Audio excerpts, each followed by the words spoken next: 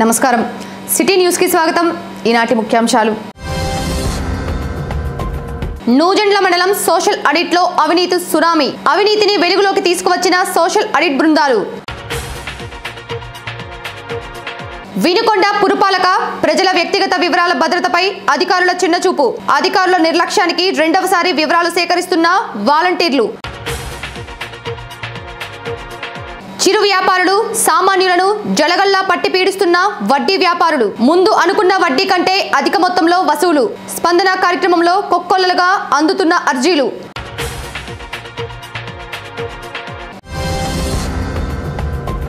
వినుకొండ పట్టణంలోని బోస్బొమ్మ సెంటర్ నందుగల శ్రీ సిరిడి సాయిబాబా దేవస్థానం నందు 59వ ఆరాధన మహోత్సవాలను ఘనంగా నిర్వహిస్తున్నారు. దీనిలో భాగంగా ఆదివారం 5వ రోజున శ్రీ రామానుజ చినజియార స్వామి వారి భక్త బృందం ఆధ్వర్యంలో శ్రీ అలివేలుమంగ పద్మావతి సమేత వెంకటేశ్వర స్వామి కళ్యాణ వేడుకలతో పాటు గానామృత కార్యక్రమం చేపట్టారు. కార్యక్రమంలో స్వామివారి భక్త బృందం పాల్గొన్నారు. 59వ బాబావారి ఆరాధన మహోత్సవాల సందర్భంగా 7 రోజుల కార్యక్రమాలు జరుగుతాయి. 7 రోజుల్లో ఇవాళ 5వ రోజు స్వామివారికి శ్రీ శ్రీ శ్రీ చిన్నజీయర స్వామివారి శిష్య బృందం వారిచే వెంకటేశ్వర స్వామి గానామృతం కార్యక్రమాన్ని నిర్వహించారు. బాగా బ్రహ్మాండంగా జనం వచ్చారు, భక్తులంతా చూసి సంతోషించారు. ఇది 3వ మన దేవాలయంలో జరగడం వెంకటేశ్వర స్వామి కళ్యాణం కాబట్టి ఈ కార్యక్రమానికి తిరుపతి నుంచి లడ్డు తీసుకొచ్చి మా కమిటీ వారు కష్టపడి ప్రసాదాన్ని అందరికీ పంచుతున్నారు. పైన భోజనాల దగ్గర ప్రసాదం పెడుతున్నారు, అందరూ తీసుకోవాలి. ఇట్లాంటి మంచి మంచి కార్యక్రమాలు ఏర్పాటు చేయడంలో మన సాయిబాబా గుడి ప్రథమంగా ఉందని అందరూ కూడా చెబుతున్నారు. జై శ్రీమన్నారాయణ. ఈ రోజు శ్రీమద్ సమర్థ సద్గురు సాయినాథుని 59వ ఉత్సవాల్లో స్వామివారి ఆరాధనా ఉత్సవాల్లో శ్రీ అలివేలుమంగ పద్మావతి సమేత వెంకటేశ్వర స్వామి వారికి గానామృత కళ్యాణ వేడుకలు జరిగినాయి. చిన్నజీయర స్వామి వారి భక్త బృందం 290వ కళ్యాణం ఈ రోజు ఇక్కడ నిర్వహించడం, ఇక్కడ తమిళనాడు, కర్ణాటక, USA ఇతర దేశాలతో పాటుగా గోవిందుని నామాన్ని సప్త సముద్రాలు దాటిచ్చి యావత్ ప్రపంచాన్నట్లు అంతా కూడా పులకించాలి అని ఈ కళ్యాణాల యొక్క ఆ గోవిందు యొక్క నామాన్ని అందించడం జరుగుతుంది. జై శ్రీమన్నారాయణ. జై సాయిరామ్. నూజెండ్ల మండలంలో చేపట్టిన మహాత్మా గాంధీ ఉపాధి హామీ పథకంలో పనుల్లో విస్తుపోయే నిజాలను సోషల్ ఆడిట్ బృందాలు వెలుగులోకి తీసుకువచ్చాయి. మండలంలో చేపట్టిన 11వ సామాజిక తనిఖీలలో ఉపాధి హామీ పథకంలో అవినీతి వరద పారినట్లు సోషల్ ఆడిట్ బృందాలు వెలికితీశాయి. ఈ సందర్భంగా మండల కేంద్రంలో నిర్వహించిన ప్రజావేదికలో ద్వామపీడి శ్రీనివాసరెడ్డి వివరాలు వెల్లడించారు. మండలంలో చేపట్టిన పనుల్లో 33 లక్షల రికవరీకి అధికారులను ఆదేశించారు. జరిగిన పనులకు క్వాలిటీ కంట్రోల్ పరిశీలనకు ఆదేశించడం జరిగింది. సీసీ రోడ్ల నిర్మాణంలో నాసిరకం పనులతో పాటు గతంలో వేసిన రోడ్లకు బిల్లులు చేసుకోవడంతో భారీ తేడాలను గుర్తించారు.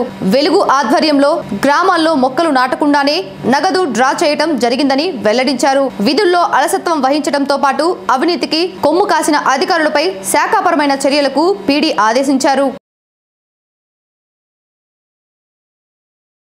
వినుకొండ నియోజకవర్గ private electricians and workers union కార్యాలయం నందు కార్యవర్గ సభ్యుల అత్యవసర సమావేశం నిర్వహించారు. ఈ సందర్భంగా సచివాలయ ఉద్యోగాల్లో భాగంగా జూనియర్ లైన్మెన్ గా ఎంపికైన షేక్ సైదావలిని కార్యవర్గ సభ్యులు పూలమాలలు దుశ్శాలువలతో ఘనంగా సత్కరించారు. అనంతరం సైదావలి ఉద్యోగ ఎంపికలో ఎదురైన కష్టాలను సభ్యులతో పంచుకున్నారు. కార్యక్రమంలో యూనియన్ సభ్యులు పాల్గొన్నారు. దొంగ బంగారం విక్రయ కేసులో విచారణ నిమిత్తం పోలీసులు వ్యాపారిని తీసుకువెళ్లేందుకు రావడంతో వినుకొండ పట్టణంలోని మెయిన్ బజార్ నందు ఉద్రిక్త వాతావరణం నెలకొంది. వినుకొండ పట్టణానికి చెందిన దేవకి సురేంద్ర అనే వ్యాపారిని దొంగ బంగారం కేసు గురించి శావల్యాపురం ఎస్ఐ కె స్వర్ణలత తన సిబ్బందితో స్టేషన్ కు తీసుకువెళ్లేందుకు వారి ఇంటి వద్దకు వెళ్లారు. సురేంద్ర అందుబాటులో లేకపోవడంతో అతని సోదరుడు సందీప్ ను తీసుకువెళ్తుండగా ఆ ప్రాంతంలోని బంగారు వ్యాపారులు పోలీసులను అడ్డుకున్నారు. అయితే పట్టణ బులియన్ మర్చెంట్స్ అసోసియేషన్ సభ్యులు జోక్యం చేసుకుని తామే అతనిని స్టేషన్ కు తీసుకువస్తామని చెప్పడంతో పోలీసులు వెనుతిరిగారు. అయితే పోలీసులకు పట్టుబడిన దొంగ ఎవరు, చోరీ కేసు వివరాల గురించి ప్రజల్లో చర్చనీయాంశంగా మారింది.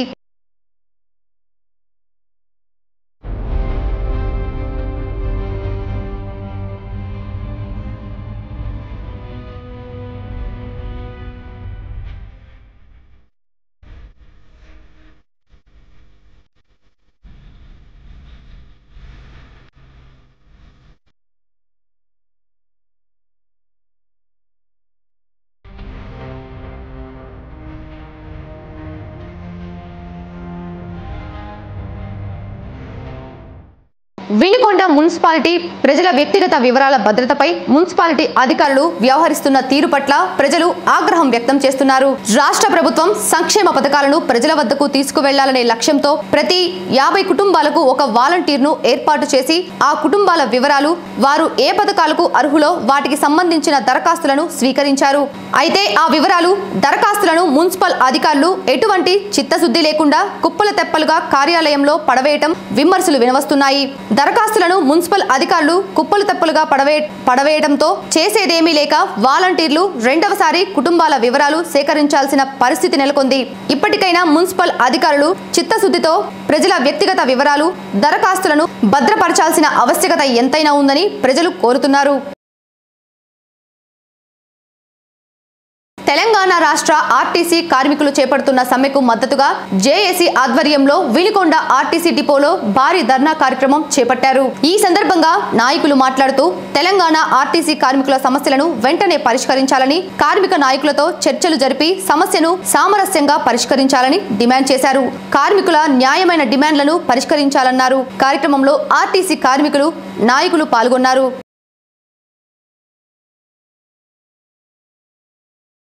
ప్రకాశం జిల్లా సంతమాగులూరు మండలంలోని ఏల్చూరు గ్రామం నందు గల శ్రీ ఆంజనేయ స్వామి గుడికి వెళ్లే మార్గం గోతులమయంగా మారింది. గుడికి వెళ్లే మార్గంలో కొందరు సుమారు 4 అడుగుల మేర గోతులు తవ్వి వదిలివేయడంతో పాదాచారులు తీవ్ర ఇబ్బందులు ఎదుర్కొంటున్నారు. గుంతలు వర్షపు నీటికి నిండి ప్రమాదాలకు నిలయంగా మారాయి. చిన్నారులు పొరపాటున ఈ గుంతల్లో పడితే పరిస్థితి ఏమిటని స్థానికులు ఆందోళన వ్యక్తం చేస్తున్నారు. ఇప్పటికైనా సంబంధిత అధికారులు స్పందించి గోతులను పూడ్చాలని స్థానికులు కోరుతున్నారు.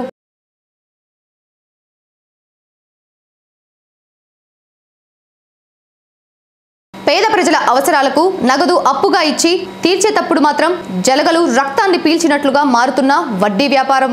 అప్పుగా ఇచ్చేటప్పుడు ఖాళీ ప్రామిసరీ నోట్లు, చెక్కుల మీద సంతకాలు పెట్టించుకొని ముందు అనుకున్న వడ్డీ కంటే అప్పు తీర్చే సమయంలో వడ్డీ అధిక మొత్తంలో వసూలు చేస్తూ వడ్డీ వ్యాపారులు దందా సాగిస్తున్నారు. చేసేదేమీ లేక చిరు వ్యాపారులు, సామాన్యులు విలవిలలాడుతున్నారు. అయితే ఇటీవల కాలంలో కాల్ మనీ కేసులు రాష్ట్ర వ్యాప్తంగా సంచలనం సృష్టిస్తున్నప్పుడు వడ్డీ వ్యాపారులు జారుకున్నప్పటికీ తిరిగి తమ హవా కొనసాగిస్తున్నారు. అయితే వడ్డీ వ్యాపారం నిర్వహించేవారు రిజిస్ట్రేషన్ పొంది చేయాలని చెప్తున్నప్పటికీ ఆ పరిస్థితి మాత్రం ఎక్కడా కనిపించడం లేదు. అవసరానికి అప్పు ఇచ్చేవారు లేకపోవడంతో వడ్డీ వ్యాపారుల కొరల్లో సామాన్యులు చిక్కుకుంటున్నారు. అయితే ప్రభుత్వం నిర్వహించే స్పందన కార్యక్రమంలో ఇటువంటి అర్జీలు కొక్కొల్లలుగా అందుతున్నాయి. పోలీసులు మాత్రం ఫిర్యాదు చేస్తేనే చర్యలు అంటూ చెప్తుండడంతో చేసేదేమీ లేక మిన్నకుండిపోతున్నారు. సిటీ న్యూస్ ఇంతటితో సమాప్తం. తిరిగి రేపటి సిటీ న్యూస్ లో మళ్ళీ కలుద్దాం. అంతవరకు సెలవు. నమస్కారం.